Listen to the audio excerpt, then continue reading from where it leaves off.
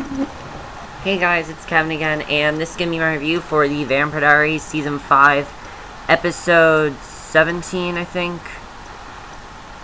Was this Episode 17? Yeah, Episode 17, Rescue Me. And this was quite another great episode.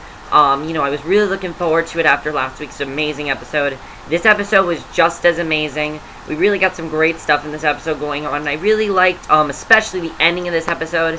And, unfortunately, just like last season, the Vampire Diaries is going on a very long hiatus, like a 3-week hiatus, sort of. So, 2-week, 3-week hiatus. So, unfortunately, no new Vampire Diaries till then, but let's just get to this episode, because I really, really enjoyed, this episode tonight. I thought it was just as good as last week's, if not, I actually thought, it was a little bit better than last week's, because this one was really, really intense. Plus, it had 2 plots, and it stayed true to those 2 plots. So, let's first get to Elena and Damon. Elena, it's very awkward for them right now because, they just slept together. And, Elena set a reminder for, Jeremy's parent-teacher conference. Of course, Elena is really the only parent he has left, which is really, pretty sad, actually, if you think about it. She's really the only parent he has left, though. Damon looks asleep. He starts to creep out of bed, but then he tells her he's up and has been up for 3 hours. And she says they are still bad for each other, but they are broken up. So she tells him last night was a mistake, and he tells her they should keep making mistakes. Clearly, you can see he still loves Elena, yet she doesn't really love him back. She tried to go, and he blocks her, and she tells him to get clothes on, and that she has to go. She creeps by him and out the door. One of the things I like about this is that they're kind of making this... They made this whole Damon-Elena thing into a joke in this episode. They kind of had a lot of, comedic scenes in this episode, and I like that they kind of made it into a little bit more of a joke. So, Damon's drinking at a bar, and Tyler and Matt are mocking him, and Damon asks Tyler if he's a life coach now, and Matt tells him to get some advice from Stefan, and Damon says he can't tell Stefan he broke up with Elena because, then they had sex, and it'd be really awkward to tell his brother that, and Damon tells him Stefan is off with Caroline and can't help him anyway, and this girl comes over and asks for a bottle of gin, and Damon invites her to join him, and she shuts him down cold. He gets a text, throws down some money, and says he'll be back to tell them about his childhood trauma. So then Jeremy sits down with the mystery gin girl, and Damon smiles appreciatively, and the guidance counselor tells the parents and Elena how parent-teacher conferences will work. While waiting, she calls Bonnie and tells her she and Damon broke up, but then, had sex, and Bonnie is very, grossed out by that, and she asks if Jeremy knows she and Damon, broke up, and Bonnie wonders where Jeremy is since neither of them have seen him, and Elena admits that also makes her irresponsible. Bonnie is distracted. When Luke shows up, Bonnie tells Elena that she should hook up with him, and Elena reminds her that he's into guys, Luke is gay. So then Elena sits with the counselor and tells her she's not on the list as his primary contact, and turns out Damon is, and he has showed up for the school conference, and he scoots Elena over and takes over for the meeting. Here comes a very awkward scene between Elena and Damon. This was a pretty awkward scene, but it was also, it was a good scene as well. Damon and Elena, they're screaming, they're yelling at each other. They're not happy that, Elena's not happy Damon's there, because she told him very specifically, I want nothing to do with you, and he did not listen to her.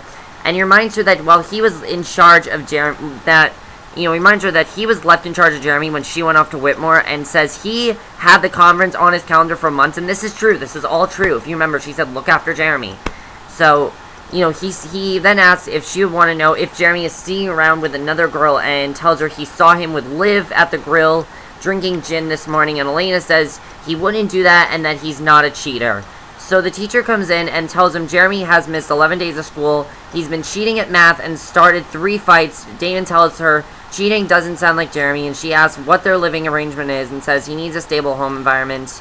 And Elena says they care and will do better, and the teacher says she hopes so for Jeremy's sake.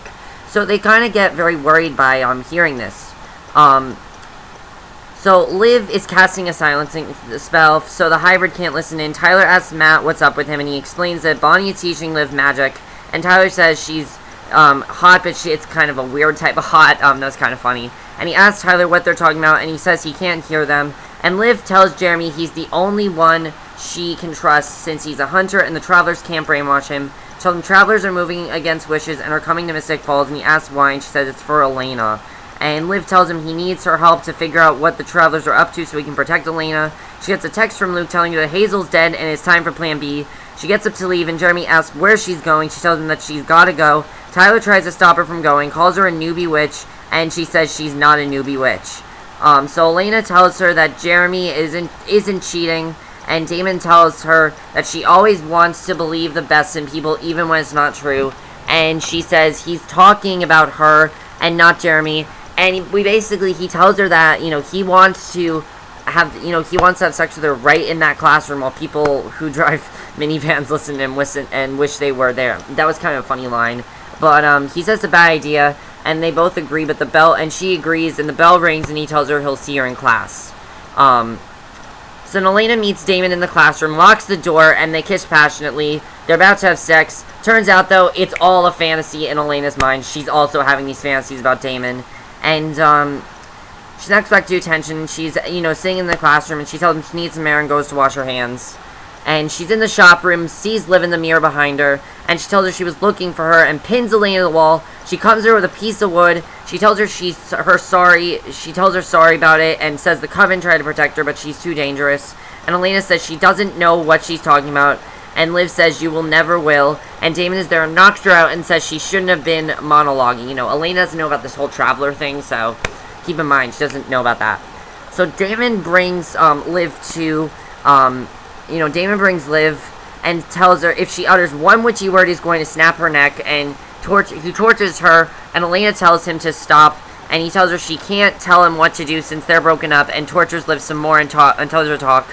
And we get a very big reveal here. We find out that Elena is the last female doppelganger, and if the other male doppelganger dies tonight, then the travelers will come after Elena. So Damon tells Elena that she has to pick between Liv and Elena. But then Jeremy comes in and tells Jeremy that he's got to be kidding and says he'll have to go through him to kill Liv, and Damon is not happy. Here we get a really amazing scene from Jeremy. I really like this scene. Jeremy says Liv knows more about the travelers than she's letting on. Elena tells Damon to come with her and leave Liv with Jeremy, and she says that Jeremy and Damon need to trust her. Luke tells Liv she should have killed Elena, and Jeremy tells her that they are going to protect Elena. And basically, Jeremy, tells Damon that Liv will keep Elena safe. And Elena tells him she can't trust him since he's been making horrible decisions.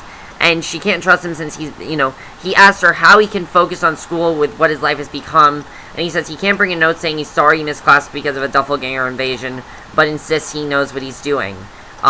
So Jeremy tells them to take it or leave it, That definitely was a very big scene. And in the end, it turns out that, Damon is pouring some liquor and asks Elena what she thinks. She tells him the counselor's right, and she says they aren't bad for each other, but are bad for Jeremy. And she tells him Jeremy is bad for Jeremy, and if she wants his life to be better, that they should put him on a plane out of town. Jeremy comes in with a bag, and he's planning on moving out. That's what he's planning on doing. He's planning on moving out. And Elena says no, and Damon tells him to put the bag down. Jeremy says he should have moved out a long time ago. And Elena tells him she'll call every day and be more involved with him. And he decides to move out. That's what he decides to do. And Elena actually decides to do the same thing. She's packing up her stuff, and she's talking to Damon. And I really like that Elena did this. I like that it wasn't Elena being in a love triangle. She realized that she needs to do what's best for Jeremy, and she needs to do what's also best for her. Definitely what Jeremy said really affected her. Because she's telling Damon how, they look at each other, and she's basically saying that she's going back to school, and he says that won't solve anything. She says it's about them, and she says they do bad things for each other. And basically, when they're together, she can't live like that. He offers to drive her back to Whitmore. And she says if he does that she'll be thinking about him touching her and holding his hand and kissing her. And that they'll never get where they need to go. And she tells him he needs to let her go. And Damon walks closer and shushes her. He kisses her and tells her to travel safe. So that's what happened with Damon and Elena in this episode. I like that Elena chose to, be her own person and not do and not be with Damon, because it was definitely the right thing to do. Now let's get to the subplot. The subplot is really big. It had to do with Tom Avery, who is Stefan's doppelganger, who is the last of Stefan's doppelganger. And, Sloane calls Caroline all about this, but Enzo takes the call. Sloane asks if they have found him yet, and Enzo says she didn't offer enough info to locate him. She tells him the doppelganger's name, the hospital he works at. Caroline grabs the phone, tells her to stop using Stefan to link to him because she's frying his brain. And Sloane tells her she will give Stefan a back alley lobotomy to get what you need. And Caroline threatens her life, and Enzo tells her it's hot. So, Enzo had some very funny lines. I kind of think, he likes Caroline. You can clearly see that. I don't want Caroline and Enzo together, though. Enzo just kind of has a crush on Caroline. So Caroline and Enzo wait at the hospital for the doppelganger. She pops open a magazine, and Enzo asks why she's avoiding him. He reminds her that he delivered the cure, and Caroline says she doesn't trust him. She asks why he's there. He says he needs a new murder buddy since Damon is doing better. And then he tells her he's joking. He flirts and tells her that Damon says he's Caroline type and tells her she reminds her of someone. Maggie that worked for the Augustines. He said Maggie reminded him that he was a good guy. And we got to see that there was someone that Enzo really cared about. Maggie, this Maggie girl. I'm wondering if we're going to see more flashbacks of her and if Maggie's going to come back because it seemed like that was a big part of his life. So someone from the hospital comes to tell them that Tom Avery disappeared 4 months ago and no one knows where he is. And then we see Stefan comes into a junkyard, surprised that he moved. He asks why, and she reminds him that they are travelers. And he recognizes the place, and she says they're waiting on Markos, their leader. And Stefan asks why they need the doppelganger blood, and Caroline calls and tells her the info is bad. And Caroline says he's seeing old memories, but then Sloane starts the spell again, and Caroline stays on the phone and tries to help him. Then we see a woman named Hazel approach Tom, a friend of a woman he saved. She thanked him and asks him to dinner as a thanks. He agreed to meet her at 7 and give him her address. Caroline begs Stefan to say something to her, and he comes to and gives her Hazel's address and describes her. Stefan tells her that Tom is a good person and not to kill him, but Sloane grabs the phone and tells her to get busy. So she had a choice. She either killed him or she didn't kill him. So Bonnie stares at Luke in the common room that comes over. She asks if she can help him since he keeps looking at her, and he tells her that he's just studying. Hazel comes to her and says that says to Bonnie that she should tell Luke that she had to hide the doppelganger with magic, and she tells her to say it's Hazel, and he knows the rest. And then she passes through, and she tells Luke that Hazel has a message for him. So that was definitely interesting. So then Hazel actually ends up dead on the floor. And Enzo tells Caroline she was in a trance and couldn't answer questions. And he says he's only doing what needs to be done to save Stefan. And Caroline tells him she's a good vampire and doesn't just go around killing people. And Enzo tells her he's not judging her, he's preparing her. He tells her hesitations can cost her life. And she tells him this is not war, and she will do almost anything to save Stefan. Then they both hear a heartbeat and go to investigate. Enzo tells her to go upstairs while she kills him. But she doesn't want to kill Tom. She just keeps saying, I'm not going to kill him, I'm not going to kill him. And Caroline compels him. She promises he won't feel a thing. Then she vamps over super fast and snaps Enzo's neck. Frees Tom, tells him she's getting out of him. And she's getting him out of there. And then Luke admits he's Liv's twin. And she asks why he's been watching her all day.